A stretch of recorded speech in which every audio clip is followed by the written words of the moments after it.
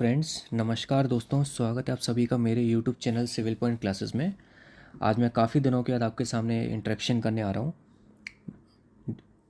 तो आज मैं आपके सामने वीडियो लेके आ रहा हूँ इस संबंध में कि जो अभी अपना रिसेंटली एग्ज़ाम अभी जिसका नोटिफिकेशन आ चुका है एई एमपी में 2022 का। इसमें सीट्स अभी आई हैं, बहुत ही कम आई हैं। तो इसमें सीट्स अब बढ़ेंगी या नहीं बढ़ेंगी उसके संबंध में, और दूसरा एग्ज़ाम कब तक हो सकता है उसका तो आपको पता ही है। एग्ज़ाम का नोटिफिकेशन आ ही चुका है और लोगों के इस संबंध में बहुत सारे डाउट हैं। तो सारे डाउट्स मैं एक एक करके क्लियर करूँगा। लास्ट में मैं इसमें सब इंजीनियर का भी बताऊँगा कि सब इंजीनियर का एग्ज़ाम 2023 का होगा या नहीं होगा, तो वो भी मैं आपको बताऊँगा। तो चलिए मैं आपको सामने में पहले डाउट जो बच्चों के हैं वो मैं क्लियर कर दूँ। क्या है कि कुछ लोग कह रहे हैं कि ऐसा है, हुआ है, ऐसा क्यों हुआ है, तो उससे संबंध में कुछ डाउट्स हैं बच्चों के। तो डाउट सबसे पहला तो यही है कि जैसे एमपीपीएससी एई का जब नोटिफिकेशन निकला था तो उस समय आपकी जो सीट्स थी सिविल की, वो सिविल की 18 सीट्स थी, ठीक है। और बाकी इलेक्ट्रिकल वालों की एक सीट थी इलेक्ट्रिकल की, और कृषि वालों की थी एग्रीकल्चर की। एग्रीकल्चर की आपकी कितनी थी, 17 के आसपास सीट थी आई थिंक, और ये एक थी। तो इतनी सीटों के लिए नोटिफिकेशन आया था। फिर एक पोस्ट अमेंडमेंट आया आपका। तो पोस्ट अमेंडमेंट में आपकी 2 सीटें बढ़ी थी सिविल की। तो बहुत बच्चों का कहना था कि मैंने पहले भी बता दी था कि सीटें आपकी बढ़नी है। तो बच्चे डाउट ये कर रहे हैं कि 18 में केवल 2 ही सीटें बढ़ी, इसका मतलब है कि बाकी सीटों का डिस्ट्रीब्यूशन पीएससी को नहीं गया है, जिसकी वजह से उन्होंने सीटें नहीं बढ़ाई हैं। तो मैं सारी चीज़ें क्लियर कर दूँ। ये आदिम जाति कल्याण विभाग का लेटर है जो 2017 का है ये लेटर। इसमें ये पदक्रम सूची है, मतलब ग्रेडेशन लिस्ट है। इसमें आप देख सकते हैं कि आदिम इसमें टोटल 6 पद स्वीकृत हैं, ठीक है। और इसमें ग्रेड पे है 5400। तो अब मैं आपको एक एक चीज़ क्लियर करता हूँ, क्रोनोलॉजी समझिए। जब आपका ये सीट सीट जब आपकी बढ़ी थी इसमें एई के एग्ज़ाम में, वो बढ़ी थी 3 मार्च को। 3 मार्च को आपकी सीट बढ़ी थी 2023 में, ठीक है। और इसमें कितनी सीट बढ़ी, 2 सिविल की। और इसमें ग्रेड पे कितना रखा गया, 4600 के आसपास ही ग्रेड पे था शायद। 4600 था या 4200 था, इसी के आसपास ग्रेड पे रखा गया था, ठीक है। तो आप इसमें समझिए ये 2 सीट क्यों बढ़ी, क्योंकि इससे ठीक 1 या 2 दिन पहले आई थिंक 2 मार्च के आसपास ही अपने माननीय राष्ट्रपति महोदय का एमपी में प्रोग्राम था भोपाल में। तो जिसमें वो जनजातीय विभाग के एक एक कार्यक्रम में आई हुई थी, जिसमें उनके द्वारा घोषणा की गई थी। तो जिसकी वजह से आपकी उसी दिन आनन फानन में सीट आपकी बढ़ाई गई। बाकी सीट्स का डिस्ट्रीब्यूशन आपका नहीं किया, केवल 2 ही सीट का किया, क्योंकि ये आपके प्रेसिडेंट आपके आए हुए थे भोपाल में, तो जिसकी वजह से सीट्स आपकी बढ़ाई गई थी।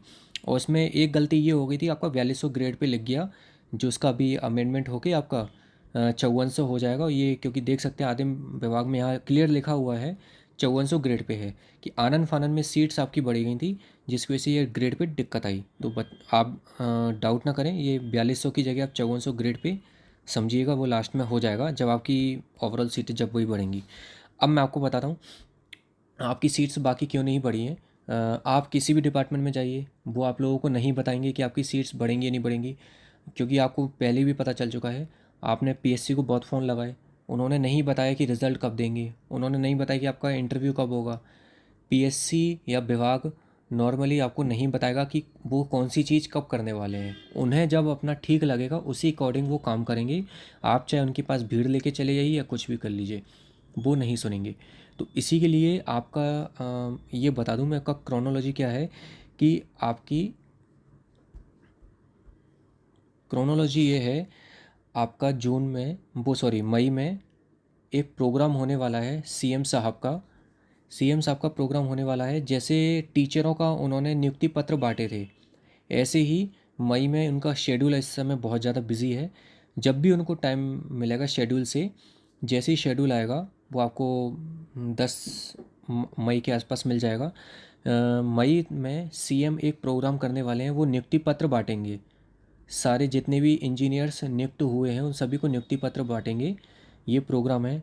सारे सब इंजीनियर्स और जहाँ तक है नॉलेज जो मुझे पता चली है, सारे एई जितने आपके 2020 वाले सिलेक्ट हुए हैं, सब इंजीनियर 2022 का जो अभी रिसेंटली रिज़ल्ट आया है 2022 पीस एई का, सब इंजीनियर का, तो इन लोगों को नियुक्ति पत्र बांटने का कार्यक्रम मई में प्रस्तावित होना है। मई भी हो सकता है, जून भी हो सकता है। पहले अप्रैल था, लेकिन अप्रैल में उनका शेड्यूल काफ़ी टाइट है, काफ़ी बिजी है, इसलिए नहीं मिल पाया।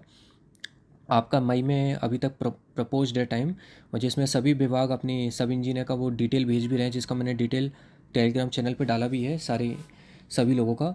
और यहीं पे इनको नियुक्ति पत्र बांटने के बाद ही सीएम अनाउंस करेंगे कि हम आपका एई की सीट्स इंक्रीज़ करेंगे और साथ में न्यू सब इंजीनियर की भर्ती भी करेंगे। सब इंजीनियर की भर्ती के लिए मैं आपको दिखा दूँ, ये आप देख सकते हैं।